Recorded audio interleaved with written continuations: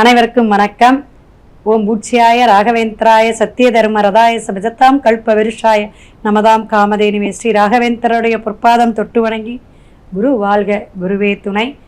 நெட்சன் TV நேயர்கள் அனைவரும் எப்படி இருக்கீங்க? ரொம்ப நல்லா இருக்கீங்களா? எல்லாரும் எனக்கு ஆதரவு கொடுத்துக்கிட்டு இருக்கீங்க. ரொம்ப ரொம்ப சந்தோஷமாக இருக்குது. நிறைய கால்ஸ் வருது. கமெண்ட் பாக்ஸில் உங்களுடைய சந்தேகங்கள்லாம் கேட்குறீங்க.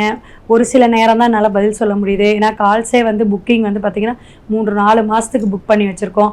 ஸோ எல்லாருமே வருத்தப்படாதீங்க. எல்லாத்துக்குமே எனக்கு கண்டிப்பாக உங்களுக்கான விஷயங்கள், உங்களுக்கான பரிகாரங்கள், உங்களுடைய ஜாதகம் எப்படி இருக்குங்கிறத நம்ம சொல்லுவோம். நிறைய பேருக்கு ஜாதகம் இல்லை அப்படிங்கிற ஒரு வருத்தமே இருந்தாலும் சோழி பிரசனம், வெற்றிலை பிரசனம் போட்டு நம்ம சுவாமியை நம்ம ரொம்ப சிறப்பாக நம்ம ஆஃபீஸ் வச்சுருக்கோம். அதில் நம்ம இறைவனிடம், அம்பாளிடம் நம்ம உத்தரவு கேட்டு உங்களுக்கு பலனை சொல்லுவோம். இப்போ இந்த குரு பெயர்ச்சி அப்படிங்கிறது 2026 கடகத்துக்கு உச்சம் பெற்று போகக்கூடிய அமைப்பு ரொம்ப ரொம்ப அற்புதங்களா 12 ராசிக்காரர்களுக்கும் சில ஏற்றத்தையும் சில மாற்றத்தையும் கொடுப்பாங்க. ஆனால் நிறைய பிரச்சனைகள் இருந்தால் அதை சால்வ் பண்ணுறதுக்கு நம்மளுடைய ஜனன ஜாதகத்தில் இருக்கக்கூடிய கிரகங்களுடைய அமைப்பு, இந்த கோச்சார கிரகம் எப்படி இருக்குது அப்படிங்கிற ஒரு விஷயத்தை வச்சு தான் நம்ம சொல்கிறோம்.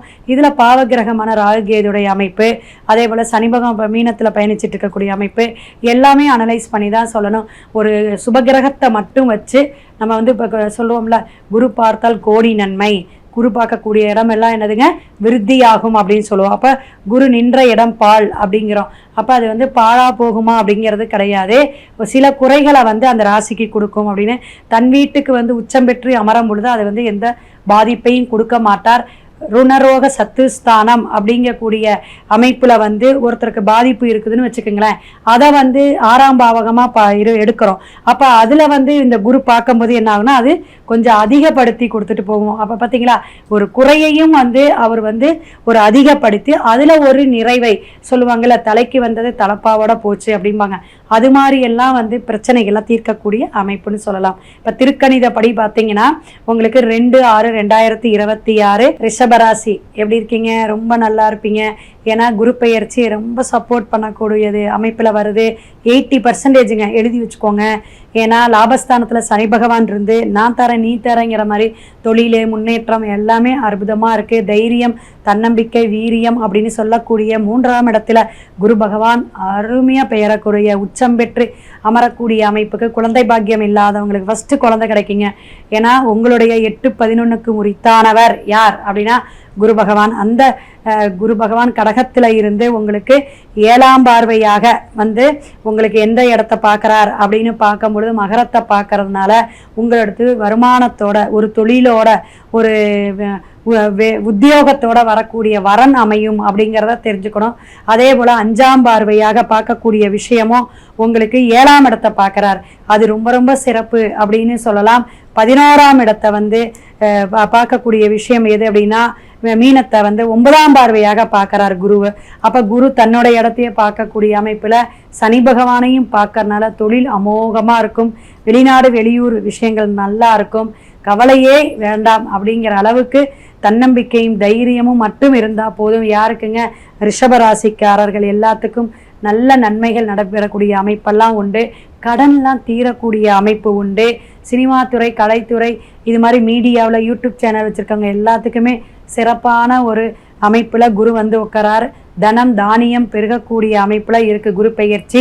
இந்த குரு பெயர்ச்சி உங்களுக்கு 2ஆம் இடத்துல இருக்கும்போது குழந்தைகள் அல்லது குடும்பத்தில் ஏதாவது சின்ன சின்ன பிரச்சனைகள், ஒரு பிரிவினைகள்லாம் இருந்ததெல்லாம் இனிமேல் கணவன் மனைவி ஒற்றுமையை கொடுக்கக்கூடிய அமைப்பில் இருக்கும். வக்கரகதியில் போகக்கூடிய அக்டோபர் 31ஆம் தேதி சிம்மத்துக்கு போனாலும் அதுவும் உங்களுக்கு 4ஆம் இடமா இருக்கும்போது அந்த காலகட்டத்திலே உங்களுக்கு திருமண வைபோகம் நடக்கும். வீடு, வண்டி, வாகனம் வாங்கக்கூடிய யோகத்தை எல்லாம் கொடுக்கும். இதெல்லாம் நீங்கள் நோட் பண்ணி வச்சுக்கணும்.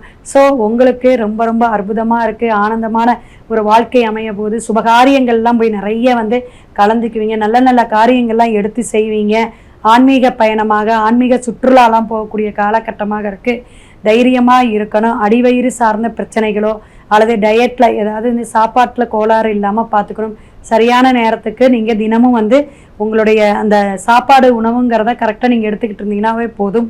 மேற்கொண்டு உங்களுக்கு ஏதோ சுகரு, பிபி ரொம்ப கஷ்டப்பட்டுருக்கோம், ஆரோக்கியத்தில் ரொம்ப பிரச்சனையாக இருந்துகிட்ருக்கு அப்படிங்கிறவங்களுக்கெல்லாம் படிப்படியாக நலனமான ஒரு விஷயமும் ஆரோக்கியமான விஷயமும் உங்களுக்கு கிடைக்கும் அப்படிங்கிறத தெரிஞ்சுக்கலாம். இப்போ இத்தனை நாளாக நான் மருத்துவ செலவு பண்ணிட்டு ஆஸ்பத்திரிக்கு அலைஞ்சது தான் மிச்சம் அப்படிங்கிறதெல்லாம் இருந்தால் உங்களுடைய குலதெய்வத்துடைய அனுகிரகமும் நீங்கள் இஷ்ட தெய்வமாக எதை கும்பிட்டுட்டு இருந்தீங்களோ அதெல்லாம் உங்களுக்கு காப்பாற்றக்கூடிய அமைப்பு உண்டுங்க. எவ்வளவுதான் தைரியம் தன்னம்பிக்கை இருந்தாலும் 3ஆம் இடத்துல இருக்கக்கூடிய குருனால நீங்கள் திருப்பட்டூர் அப்படிங்கிற பிரம்மபுரீஸ்வரர் அப்படின்லாம் சொல்லுவாங்க. அந்த பிரம்மா கோயிலில் போயிட்டு உங்களுடைய ஜாதகத்தை வச்சு மஞ்சள் பொடி, நெய் தீபம் அல்லது பசு நெய் வாங்கி கொடுத்து அர்ச்சனை பண்ணிட்டு வாங்க. வியாழக்கிழமை ரொம்ப பெஸ்ட்டு. அதை முடியல அப்படின்னு கேட்டிங்கன்னா கண்டிப்பாக உங்களுடைய பிறந்த கிழமை அன்னைக்கு போயிட்டு நீங்கள் வழிபாடு எடுத்துடுவாங்க. ஒரு தடவை போயிட்டு வந்துடுங்க. குழந்தைகளாக இருந்தால் குரு பிரம்மா குரு விஷ்ணு சொல்லி கொடுத்துட்ருங்க. குழந்தைங்களாம் நல்லா படிக்கக்கூடிய காலகட்டமாக இருக்கும். உற்சாகமாக இருப்பாங்க. விளையாட்டு துறையிலலாம் தனித்துறை சார்ந்து இருக்கிறவங்களுக்கெல்லாம் கண்டிப்பாக அவங்க என்ன செய்வாங்கன்னா நல்ல ஒரு உற்சாகமாக அவங்க பரிசு பாராட்டு பொருட்கள்லாம் வாங்கக்கூடிய அமைப்பை இந்த காலகட்டத்தில் தருதுங்க. அதனால் கவலைப்படாமல் இருங்க. மேற்கொண்டு உங்களுடைய செயல்பாடுகள் எல்லாமே சுறுசுறுப்பாக செய்யுங்க. நல்லா இருக்கும்.